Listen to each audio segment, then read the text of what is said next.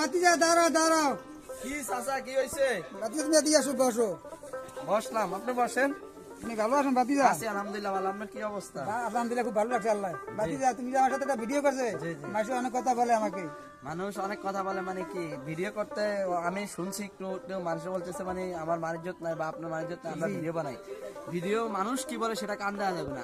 আমরা কি করি, আমার বিবেক আছে তো, আমার বিবেক দিয়ে আমি চিন্তা করে কি করি। মানুষ তো কথোপকথা বলবে। আল্লাহ তাআলা কোরআনে বলছেন অত ইজ্জু মান্তাসা অত জিল্লু মান্তাসা, ইজ্জত দেওয়ার মালিক আল্লাহ, ইজ্জত নেওয়ার মালিক আল্লাহ। মানুষের কথা কান দিবেন তো আপনি পিছ পড়ে যাবেন। আপনি যখন একটা জায়গায় পৌঁছাতে চাবেন, একটা উপরস্থ পৌঁছাতে যাবেন, তখন আপনি সামনের দিকে তাকিয়ে হাঁটতে হবে। এটা হচ্ছে আপনার সফলতার চাবিকাঠি। যদি আপনি পিছের দিকে তাকান তাহলে আপনি পিছিয়ে পড়ে যাবেন। তো যারা যে কথা বলে এগুলো কানে দেওয়া যাবে না। আপনি আপনার মতে কাজ চালিয়ে যান, ইনশাল্লাহ আপনি অনেক উপরে উঠতে পারবেন। ইসলামের দাওয়াত দিয়ে যান, এভাবে কাজ করতে থাকে। ঠিক আছে, আলহামদুলিল্লাহ ভাতিজা, তোমার কথা বলে খুব আমার পছন্দ হয়েছে। জি জি, খুব মূল্যবান কথা দোয়া বলছো করবেন তুমি।